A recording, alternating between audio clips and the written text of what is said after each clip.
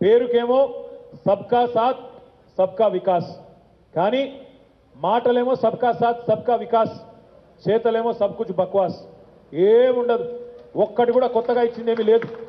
కొత్త విద్యాసంస్థ ఇవ్వరు, చట్టం ప్రకారం ఇవ్వాల్సింది కూడా ఇయ్యరు. కొత్త జిల్లాలు ఏర్పడితే కొత్త జిల్లాకు ఒక నవోదయ పాఠశాల ఇవ్వాలి.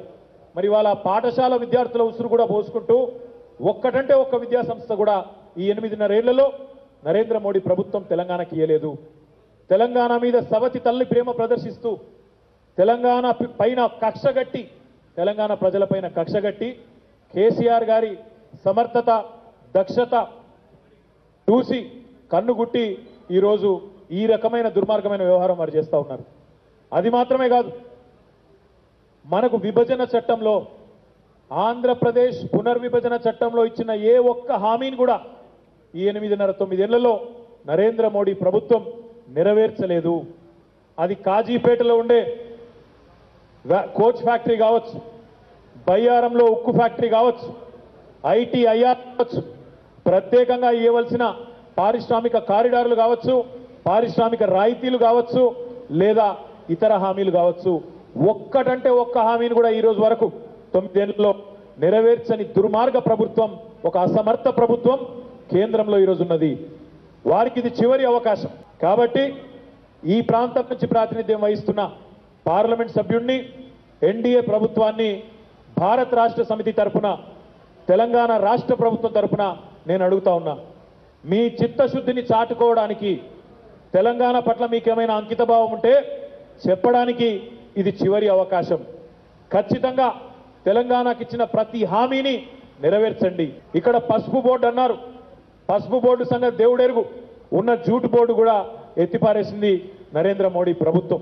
అంటే ఈ రకంగా తెలంగాణ రాష్ట్రం నుంచి పన్నులు వసూలు చేస్తూ 8 3,68,00,000 రూపాయలు, 3,68 కోట్ల రూపాయల పన్నులు తెలంగాణ ప్రజలు కడితే తిరిగి డెవల్యూషన్ రూపంలో, ఫైనాన్స్ కమిషన్ రూపంలో చట్టబద్ధంగా మనకిచ్చింది 1,68,000 కోట్లు తప్ప మరి ఒక్క పైసా కూడా అదనంగా ఇయ్యని దుర్మార్గ అసమర్థ ప్రభుత్వం కేంద్ర ప్రభుత్వం అనే మాట ఈ సందర్భంగా నేను మీకు విజ్ఞప్తి చేస్తా ఉన్నా.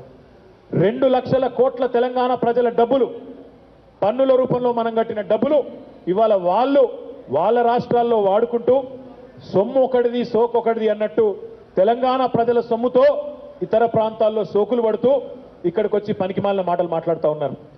నేను చెప్పింది తప్పైతే, నేను ఈరోజు కాదు మొదటిసారి చెప్పడం లేదు, నేను చెప్పింది తప్పైతే, నేను 4 ఏళ్ల నుంచి చెప్తా ఉన్నా, నేను చెప్పింది తప్పైతే తెలంగాణ ప్రభుత్వం, తెలంగాణ ప్రజలు కేంద్రానికి ఇస్తున్నది ఎక్కువ, కేంద్రం మాకు ఇస్తున్నది తక్కువ. మనం రూపాయి పంపిస్తే మనకు వాపసు వస్తున్నది 46 పైసలు మాత్రమే అని నేను చెప్పిన లెక్క తప్పైతే, నేను ఇదివరకు కూడా చెప్పినా మళ్ళా చెప్తా ఉన్నా, రాజీనామాకు కూడా సిద్ధం. కానీ ఇష్టం వచ్చినట్టు నోటికి వచ్చినట్టు మాట్లాడితే ఇకపై ఊరుకోము. ఒక ఆయన మాట్లాడతాడు కేంద్రం పథకాలకు పేర్లు మారుస్తుండు కేసీఆర్ అంటాడు. నేను ఆయనను సవాల్ చేస్తున్నా, భారతీయ జనతా పార్టీ అధ్యక్షుడిని, భారతీయ జనతా పార్టీలో ఉండే నాయకులను నేను సవాల్ చేస్తా ఉన్నా. ఢిల్లీ వాళ్ళేమో అవార్డులు ఇస్తారు, ఈ గల్లీలో ఉండే బీజేపీ వాళ్ళేమో కారు కూతలు గుస్తారు, పనికి మాలిన మాటలు మాట్లాడతారు. అయితే ఢిల్లీ వానికైనా బుద్ధి లేదు, లేకపోతే గల్లీలో వానికైనా బుద్ధి లేదు. ఎవరికి లేదో వాళ్ళే తెలుసుకోవాలి. ఈ మాట అడిగితే నిన్న ఇవాళ కొత్త రాగాలు అందుకున్నారు సన్నాసులు. ఏమంటున్నారు, జాతీయ రహదారులు వేస్తున్నాం కదా అంటాడు ఒక ఆయన. ఇక్కడ ఉన్న వాళ్ళందరిని అడుగుతున్నాం, మా పాత్రికేయ మిత్రులను నేను అడుగుతా ఉన్నా, జాతీయ రహదారులు వేసి దాని మీద టోల్ వసూలు చేస్తలేరా? ఫ్రీగా ఓనిస్తుండ్రా? ఎవరి పైసలతో కడుతున్నావు జాతీయ రహదారులు? మా విలేకరులు కడతలేరా పైసలు? తోలు విండి తోలు తీసి టోల్ వసూలు చేస్తలేరు. మరి అది వాళ్ళు వేసినట్టు ఎట్లయితుంది? ప్రజల పైసలతో, మన పైసలతో మనం వేసుకునే రోడ్లు, దాన్ని కూడా మళ్ళా జాతీయ రహదారులు వేసినాం కానీ అడ్డమైన మాటలు. ఎయిర్పోర్ట్లు కట్టినాం కదా అంటాడు ఒకడు, ఎయిర్పోర్ట్ ఉత్తగానే ఓనిస్తుండ్రా? యూజర్ డెవలప్మెంట్ ఛార్జీలు లేవా ఆడ? హైదరాబాద్లో ఎయిర్పోర్ట్ కట్టింది జిఎంఆర్. మన ప్రధానమంత్రి పోయి గొప్పగా ప్రారంభించిండు గోవాలో ఎయిర్పోర్ట్. కట్టింది ఎవరు? అక్కడ రాష్ట్ర ప్రభుత్వం జాగిచ్చింది, కట్టింది జిఎంఆర్. నువ్వు చేసింది ఏముందల్లా? పర్మిషన్ ఇచ్చుడు తప్ప ఏం చేసినావు? ఈ మాట అంటే కోపం వస్తుంది. ఒకవైపేమో ఈ రకంగా ఉన్నాయి పరిస్థితులు, ఇంకోవైపేమో మాటలు, పిచ్చి ప్రేలాపనలు, సంస్కారహీనమైన మాటలు, పాగల్ మాటలు, ఇవన్నీ కూడా ఇక్కడ ఉన్న ఎంపీ మాట్లాడుతూ ఉన్నాడు. భారతీయ జనతా పార్టీ నాయకులు మాట్లాడుతూ ఉన్నారు.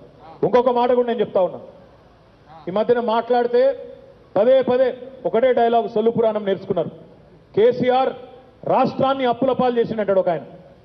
దయచేసి మా పాత్రికేయ మిత్రులు, మా భారత రాష్ట్ర సమితి కార్యకర్తలు, నాయకులు ఒక విషయం దయచేసి జాగ్రత్తగా మనసులో ఎక్కించుకోండి.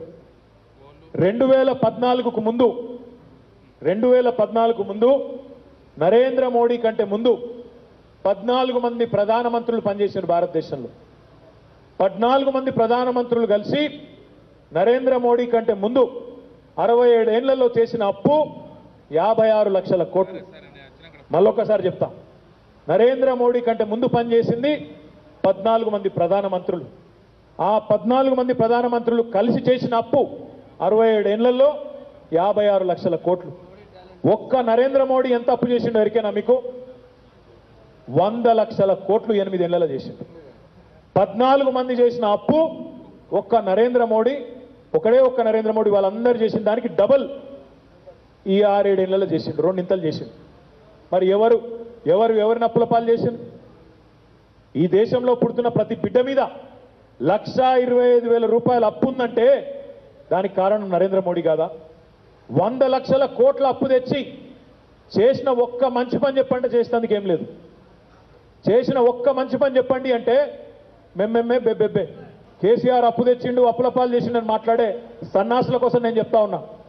మేము అప్పు తెచ్చినా బంగారం లాంటి భవిష్యత్తు ఉండాలి తెలంగాణ పిల్లలకని చెప్పి ఉత్పాదక రంగంలో అవి పెట్టుబడుల రూపంలో పెట్టినాం. కరెంటు మీద పెట్టినాం, తాగునీరు మీద పెట్టినాం, సాగునీరు మీద పెట్టినాం. మీలాగా మీ కార్పొరేట్ దోస్తులకు పంచిపెట్టలే పప్పు బెల్లాల లెక్క. మీరేం చేస్తున్నారు? 100 లక్షల కోట్ల అప్పు ఒకవైపు, ఇంకొక వైపు నేను అడుగుతా ఉన్నా. ఇక్కడ భారతీయ జనతా పార్టీ అధ్యక్షుడు అంటాడు, దేవుడయ్యా దేవుడు మోడీ గారు అంటాడు. ఎవలకు దేవుడు మోడీ? 400 రూపాయలున్న సిలిండర్ను 1,200 రూపాయలు చేసినందుకు ఆడబిడ్డలకు దేవుడా మోడీ? ఎవరికి దేవుడు? దేవుడు అంటే 70 రూపాయల పెట్రోల్ను 115 రూపాయలు చేసినందుక దేవుడు? ఎవరికి దేవుడు? ఎవలకు దేవుడు? ఎక్కడ దేవుడు? తెలంగాణ కోసం ఇచ్చిన ఒక్క హామీని నెరవేర్చినందుకు తెలంగాణ ప్రజలకు దేవుడా? గిరిజన రిజర్వేషన్లను 6% నుంచి 10%కి పెంచి శాసనసభ పంపిస్తే అక్కడ చేయకుండా తొక్కి పెడుతున్నందుకు గిరిజనులకు దేవుడా? ఎవలకు దేవుడు నరేంద్ర మోడీ? ఈ దేశంలో చేనేత మీద జీఎస్టీ వేసి మా నేతన్నల కడుపు కొట్టినందుకు నేతన్నలకు దేవుడా? లేదా రైతుల మీద నల్ల చట్టాలు తెచ్చి 13 నెలల పాటు ఎండలో వానలో చలిలో వాళ్ళక్కడ చచ్చిపోతుంటే ఢిల్లీలో 700 మంది కొంపలు ఉచ్చుకొని అప్పుడు క్షమాపణ చెప్పి నల్ల చట్టాలు రద్దు చేసినందుకు రైతులకు దేవుడా? ఎవనికి దేవుడు? ఎక్కడి దేవుడు? ఇంకా సిగ్గు లేకుండా మాట్లాడతారు. ఒక ఆయన ఉన్నాడు కేంద్ర మంత్రి, మోడీ గారు కష్టపడి కరోనా వ్యాక్సిన్ కనుక్కున్నాడు అంటాడు. ఇంకా ఎంత సిగ్గులేని మాటలంటే కష్టపడి కరోనా వ్యాక్సిన్ కనుక్కున్నాడట. మరి ఇక సైంటిస్టులు ఎందుకు, డాక్టర్లు ఎందుకు? మోడీ చూమంతారంటే అయిపోకుండా కరోనా మరి అంటే ఎన్ని బేవకూఫ్ మాటలు అంటే ఇంకా చెప్తే చాలా ఉన్నాయి. ఇంకొక ఆయన అంటాడు, మోడీ రష్యా ఉక్రెయిన్ యుద్ధాన్ని ఆపేయంటాడు అంటాడు ఒకడు. మహారాష్ట్రలో ఉన్న బీజేపీ ప్రభుత్వం కొట్టుకుంటున్నట్టు ఆపలేనోడు రష్యా ఉక్రెయిన్ పోయి ఆపిండట. అది మనం నమ్మాలి అవలగల లెక్క. అంటే కూట్ల రాయి తీయలేనోడు ఏట్ల రాయి తీస్తాను బయలుదేరితే నమ్మేతందుకు మనం పిచ్చోళ్ళు. ఎందుకు చెప్తున్నా అంటే ఆ ఢిల్లీలో ఉన్నోడేమో ఫేకుడు, ఇక్కడ ఉన్నోడు జోకుడు. దేవుడు ఎవనికి దేవుడు? ఎక్కడ దేవుడు? లెక్క చెప్పమంటే హిసాబ్ లేదు, కితాబ్ లేదు. ఈ 100 లక్షల కోట్లు ఏమైనా అంటే మెమ్మెమ్మే బెబ్బెబ్బే. ఆ 30 లక్షల కోట్లు ఏమైనారా అంటే మెమ్మెమ్మే బెబ్బెబ్బే. ఏం లేదు, తెలిసింది ఒకటే, హిందుస్థాన్ పాకిస్తాన్ హిందూ ముస్లిం ఇది తప్ప పనికొచ్చే పని ఒక్కటి చెప్పండి అంటే ఏమీ లేదు.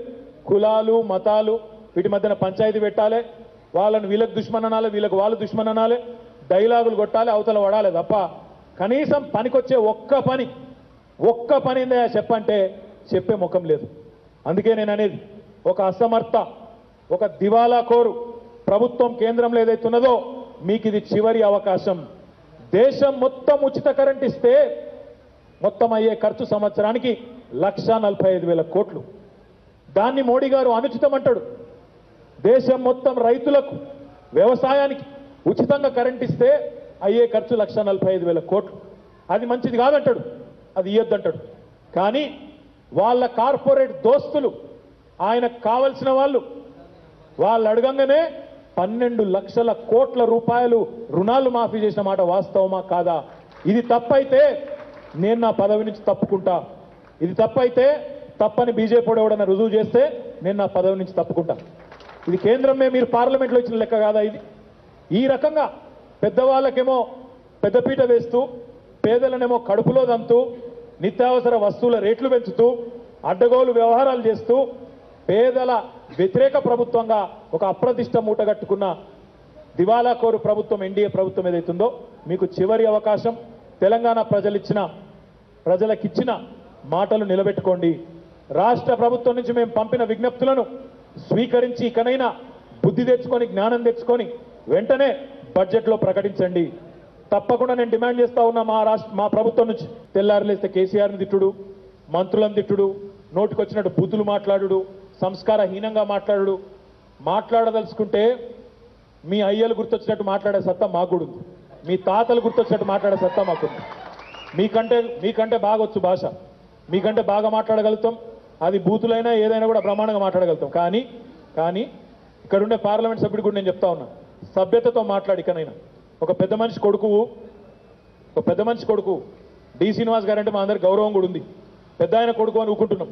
కానీ ఇంత సంస్కారహీనంగా ఒక అసభ్యకరమైన భాషలో నోరు తెరిస్తేనే బూతులు, చండాలమైన మాటలు, అంతకంటే ఎక్కువ మాట్లాడే శక్తి మాకుంది. కానీ నీలాగా సంస్కారహీనులం కాదు. దమ్ముంటే చేతనైతే ఇప్పుడు నేను చెప్పిన దానిలో 10% అన్న కేంద్రంలో పలుకుబడి ఉంటే సాధించకరా నువ్వు మీ అధ్యక్షుడు. ఇక్కడ డైలాగులు కొట్టుడు కాదు. మాకంటే 2 మంచి పనులు ఎక్కువ చేసి ఇలా మేము ఒక ఐటీ హబ్ కట్టినాం నిజామాబాద్లో, మీరు 2 కట్టుండి మేము వద్దంటున్నామా? మేము ఒక ప్రాజెక్ట్ కడితే మీరు 2 కట్టుంది. మేము కళాభారతి కడుతున్నాం, మీరు ఒక 1000 కోట్లు ప్రత్యేకంగా తీసుకురా నిజామాబాద్కి వద్దన్నామా? మేమన్నా ఆపినామా? నిజామాబాద్ రూరల్లో పెట్టు, ఆర్మూర్లో పెట్టు, టౌన్లో పెట్టు, బ్రహ్మాండంగా 1000 కోట్ల రూపాయలు తీసుకొచ్చి మొత్తం రోడ్లు, మొత్తం మిగతా అన్ని కార్యక్రమాలు నువ్వే చేయి, మేము వద్దంటలేం కదా. ఈ రకంగా చిల్లర మాటలు మాత్రం మాట్లాడవద్దని చెప్పి విజ్ఞప్తి చేస్తూ, మీరు ఒక పని చేయండి. కేంద్రంలో ఉన్న వాళ్ళు, ముఖ్యంగా రాష్ట్రంలో ఉండే బీజేపీ మాట్లాడితే పెద్ద పెద్ద మాటలు మాట్లాడుతూ ఉంటారు. వాళ్ళకు దమ్ముంటే, వాళ్ళకు చేతనైతే పార్లమెంట్ రద్దు చేసి రమ్మనండి. తప్పకుండా ముందస్తు అందరం కలిసిపోదాం. ఎవరేందో ప్రజలు తెలుస్తారు. మళ్ళీ నేనట బూతులు తిడతానంట. अबे अकेले के अंधे केटीआर, मैं बेवकूफ बोलता हूँ हिंदी में, तू सबको सन्यासी बोल रहा तेलुगु में. बेवकूफ का मीनिंग सन्यासी होता है. నువ్వు దొరవని నీకు అలౌడు, నేను దొరగానని నాకు అనలౌడా? నీ దొరతనం నీ బిడ్డ తోలు ఒలుస్తాం రానున్న ఎన్నికల్లో. నీ దొరతనాన్ని నిన్ను మీ దొరని రోడ్డు మీద తీసుకొచ్చి తరిమి కొట్టకపోతే అడుగు సిరిసిల్ల రోడ్డు మీద ఏమనుకుంటున్నా పోయి వస్తా, అన్నిటికి వస్తా నేను. ఏమంటే ఆక్షేపించినట్టు వదిలిపెట్టినట్టు ఆక్షేపించడా అంటే నన్ను ఏమన్నాడట, పెద్ద మనిషి కొడుకని నన్ను ఏమన్నాడట. తెలంగాణ సమాజానికి తెలుసు మా అయ్య పెద్ద మనిషి అని, అదే తెలంగాణ సమాజానికి తెలుసు మీ అయ్య బ్రోకర్. నేను ఆ మాట అనలేను. నువ్వు పెద్ద మనిషి కొడుకు అని నేను అనలేను. నేను పెద్ద మనిషి కొడుకుని నువ్వు చెప్పాల్సిన అవసరం లేదు. నన్ను ఇష్టపెట్టుడేందే, దేనికోసం ఇష్టపెడతావే? నేనేమన్నా మీ చెల్లె లెక్క బంగారం దొంగతనం చేసినా, బంగారం దుకాణాల్లో లిక్కర్ స్కాములు చేసినా, కమిషన్లు మింగినా, ఏం చేసినా? నీ లెక్క మనీ లాండరింగ్ చేసినా, నీ లెక్క డ్రగ్స్ దందా చేసినా, సన్నాసి నువ్వు వాడిన భాషనే ఇది. మళ్ళా మాకు సంస్కృతి సాంప్రదాయాలు నేను నేర్పించాల్సిన అవసరం లేదు బీజేపీ లెక్క. మేము అలానే పుట్టి పెరుగుతాం. పెద్ద మనిషి కొడుకు పెద్ద మనిషి అవుతాడు, బ్రోకర్ కొడుకు బ్రోకరే అవుతాడు. నువ్వు ఎట్లా బ్రోకరేజ్ చేస్తున్నావు కూడా చూపిస్తే ఇప్పుడు నిరూపిస్తా నేను. అంటే మళ్ళీ నన్ను ఇచ్చిపెట్టిండట పెద్ద మనిషి కొడుకు అని. ఏంటికి ఇచ్చిపెడతావు రాబాయి? నువ్వు ఓడిరా పోయి నన్ను ఇచ్చిపెట్టి నీకే దోసుకుంటున్నామా? నీ లెక్క, మీ అయ్య లెక్క, నీ బావ లెక్క, మీ చెల్లె లెక్క, అది ఇంకోటి సంతోషరావు లెక్క దోసుకుంటున్నామా సమాజాన్ని మేము? ఐ పాసు, ఈ పాసు, బంక పాసు, ఒక్క పాస్ అన్న పాస్ అయిందా? ఒక్క పాస్ అన్న పాస్ అయిందా రాబాయి నీ దగ్గర? పాలసీ నిధి మీరు అప్లై చేయగానే మీ ఇంటికి వస్తుంది పర్మిషన్. ఒక ఫ్యాక్టరీ పెట్టినావా? పసుపు శుద్ధి కర్మాగారం వదిలేసి, చెరుకు ఫ్యాక్టరీలు వదిలేసి, ఏదన్నా వ్యవసాయ ఆధారిత పరిశ్రమ ఒక్కటి తెచ్చినవా ఇందూరికి?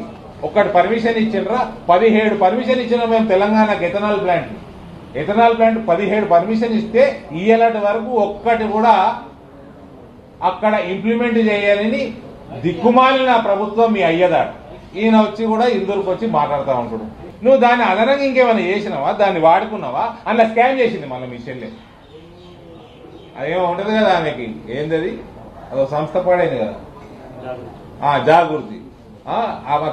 దాని పేరు కూడా మార్చింది. తెలంగాణ జాగృతి పోతే భారత్ జాగృతి. తెలంగాణ దోచుకున్నాడు అయిపోయింది, ఇక భారతదేశం మీద ఎగబడాలి, ఇక దున్నపోతులు లెక్క. చాతగానోడు అయితే ఎవడన్నా పొలిటీషియన్ చాతగానోడు ఎక్కడికి వెళ్ళినా టికెట్ ఇయ్యరు నాకు అంట. చాతనైనోడు పలానా జాగాకి నిలబడతా అన్నాడు. దేనికో దానికి నేషనల్ ప్రాజెక్ట్ ఇది. అరే దివాలా కోరడా నువ్వు ఇప్పి. ఇక లాస్ట్లో ఒక మీడియా మిత్రుడు అడిగిండండి. మీడియా మిత్రుడు అడిగి ఎన్నికల ముందుకు తెచ్చుకుంటారా అన్నాడు. నేను ఇంతకుముందే చెప్పిన చాలాసార్లు, వీళ్ళకంత దమ్ము లేదు, వీళ్ళకంత ధైర్యము లేదు. దానికి అందుకని ఈయన వచ్చినోడు ఎవడైతున్నాడో బేవకూఫ్ గాడు కేటీఆర్ అనేటోడు సిరిసిల్లలో కూడా ఓడతాడు. మళ్ళీ ఏమంటాడండి, చేనేత కార్మికులకి జిఎస్టీ పెట్టింది కేంద్రము అంటాడు. చేనేత కార్మికులకి జిఎస్టీ పెట్టింది ఒక టర్నోవర్ దాటినాక పెట్టిండు కేంద్రము. మరి నీకు అంతగానం ప్రేమ ఉంటే ఆ జిఎస్టీలా రాష్ట్రం వాటా కట్ చేయి, సబ్సిడైజ్ చేయి, దాని తర్వాత మాట్లాడు. పెట్రోల్ డీజిల్ విషయాలు మాట్లాడతాడు. అన్నిటికంటే దేశంలో ఉన్న రాష్ట్రాలు అన్నిటికంటే ఎక్కువ ధర పెట్రోల్ ధర తెలంగాణలో ఉన్నది. నువ్వు తగ్గించినావు. మా అయ్య మీద పెద్ద మనిషి కొడుకున్నావు, మరి మా అయ్య ఇంటి మీద దాడి చేసినప్పుడు ఏం పీకినావు అంటున్నా. దాడి చేసిన వాళ్ళని బెయిలిప్పించింది నువ్వు కాదా? నా మీద ఆర్మూర్లా హత్యాయత్నం చేసింది ఆ జీవన్ రెడ్డి ఎమ్మెల్యేకి మొత్తం డైరెక్షన్ ఇచ్చింది ప్రగతి భవన్కి వెళ్ళి నువ్వు కాదా? మా ఇంట్లో ఎవ్వరు లేని సమయంలో మా అమ్మొక్కలు ఉంటే దాడి చేసింది నీ కార్యకర్తలు కాదా? వాళ్ళ మీద ఏమైనా యాక్షన్ తీసుకున్నావా? నువ్వేంద్రా భయ్ చెప్పేది? పెద్ద మనిషి కొడుకు, నేను పెద్ద మనిషి కొడుకునే నాకు తెలుసు, నువ్వు బ్రోకర్ కొడుకువే నువ్వు తెలుసు. ఇక నీ బ్రోకరేజ్ డీటెయిల్స్కి వస్తాం. హాయ్ ఫ్రెండ్స్, మా టుడే టుమారో యూట్యూబ్ ఛానల్ చూస్తున్నందుకు చాలా థ్యాంక్స్. మరిన్ని లేటెస్ట్ వీడియోస్ కోసం వెంటనే సబ్స్క్రైబ్ చేయండి. అలాగే ఈ బెల్ ని కూడా రింగ్ చేసేయండి. మా నోటిఫికేషన్స్ అన్ని మీ మొబైల్లో వస్తాయి. అలాగే మా వీడియోస్ మీకు నచ్చితే లైక్ చేయండి, షేర్ చేయండి, నచ్చకపోతే కామెంట్ చేయండి.